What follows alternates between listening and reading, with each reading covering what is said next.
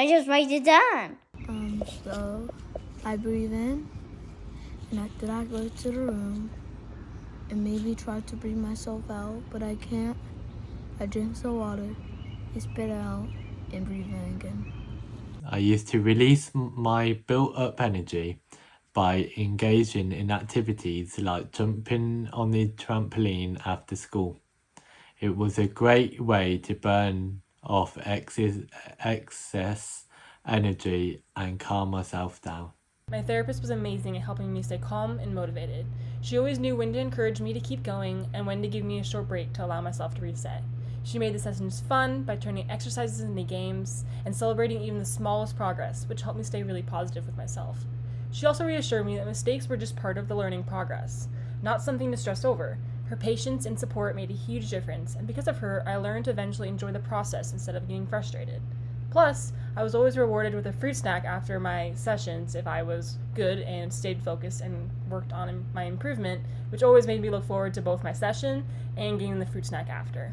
When I was frustrated because of my apraxia, and I still get frustrated with my apraxia, the thing that really helps me is tuning it all out when I can and listening to music. Music always connected me and calmed me down. And I can remember from as young as I was, from a young child, able to listen to music to kind of tune it out and just stop being frustrated as much.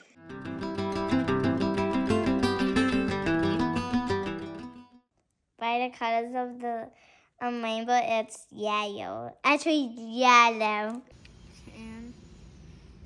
And what was so hard about can? Because I had to say k,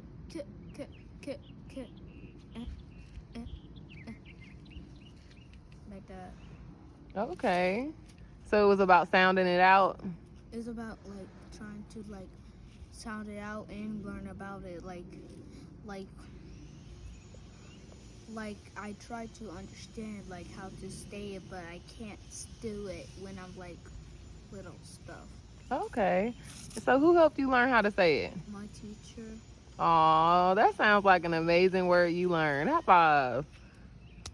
I remember when I was younger, I had to say the words aspirational and inspirational and really struggled to say these. I practiced constantly, but my younger brother, who was 3 years old at the time, walked past me and was able to say them with no problem. This kind of thing still happens to me now. Recently, I struggled with the word speedometer and ended up calling it a speed thermometer. One of the most challenging words for me was word. For a long time, I struggled with making it different from word. Word. Yeah, it took me months of consistent effort to make progress, and even now, still with needing to practice. But what truly helped was using biofeedback. That allowed me to better understand how my mouth moved and how the sound should feel and sound.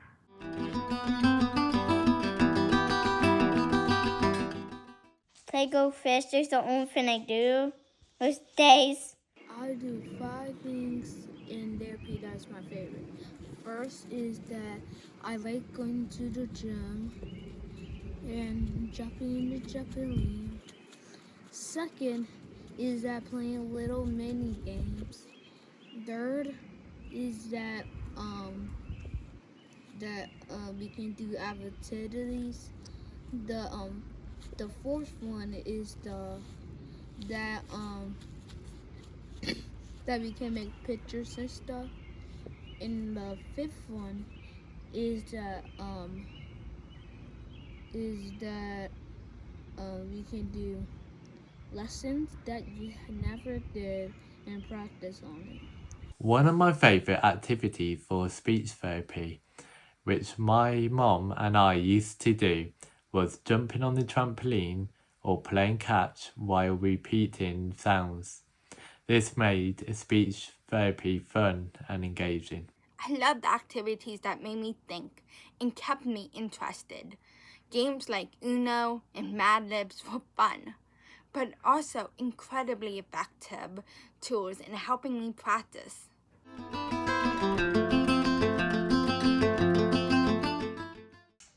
I just say, please stop it. Then I will go and tell the teacher people are teasing me. If someone is actively teasing me about my apraxia of speech, I tend to say, "Excuse me, have you ever heard of apraxia of speech?" And usually the person is like, "No." So I say, "Well, I have apraxia of speech, which makes it slightly harder for me to talk and communicate. Your teasing is like teasing somebody in a wheelchair who is unable to walk. Please keep that in mind going forward before you make any insults or continue teasing people about their voices or their appearances." If someone is being picked on, it might be helpful to tackle the problem directly by educating them about apraxia and explaining what it is. This can help them to understand your challenges with empathy and respect.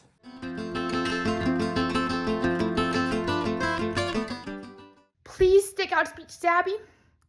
I notice how frustrating it is to constantly get pulled out of class and to feel isolated. However, the isolation is very temporary, meaning that if you feel isolated right now and you neglect going to speech therapy just to fit in, however, farther down the road, you will feel way more isolated in adult life, which is actually a lot more years and a lot more opportunities than your school years. How much of a difference speech therapy made for me. I started going to speech therapy when I was 2.5 years old. I still go to speech therapy for my apraxia.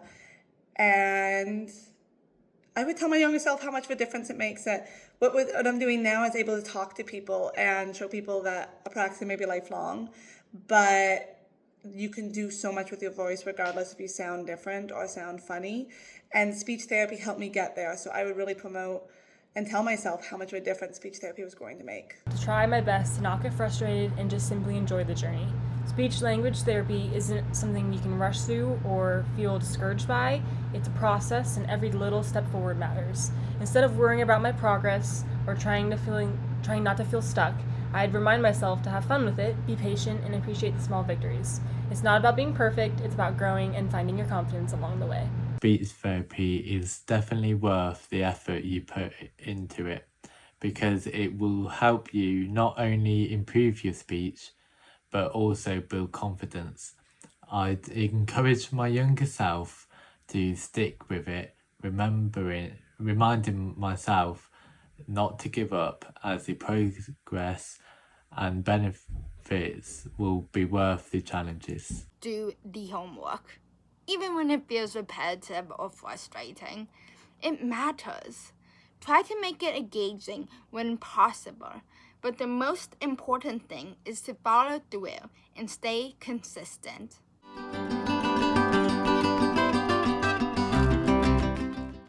But even at home, my parents made sure everything felt fun and never like homework.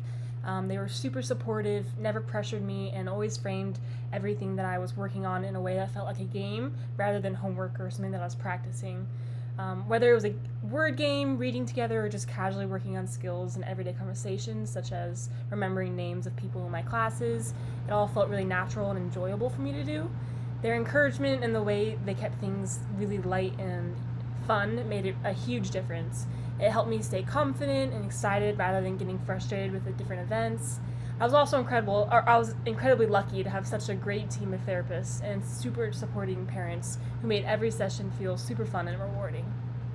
I loved when they went to speech therapy with me. My mom went to speech therapy with me all the way until high school. And I'm very thankful for that, because she was able to push me. Being a young kid, I didn't like speech therapy. I didn't want to go to speech therapy.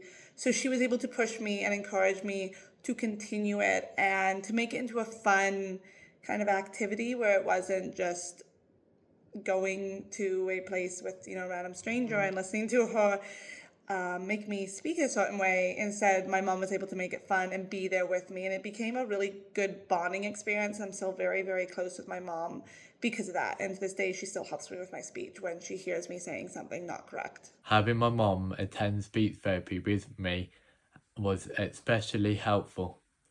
I struggled with anxiety when speaking to new people, so having someone I felt comfortable with made the process much easier and more effective for me. I'm also incredibly grateful for the support of my family, especially my mom. She's always been by my side, gently correcting me when needed, encouraging me to keep going, and most importantly, listening when I needed space to express my frustration. That kind of support, both in and outside of the therapy room, made all the difference.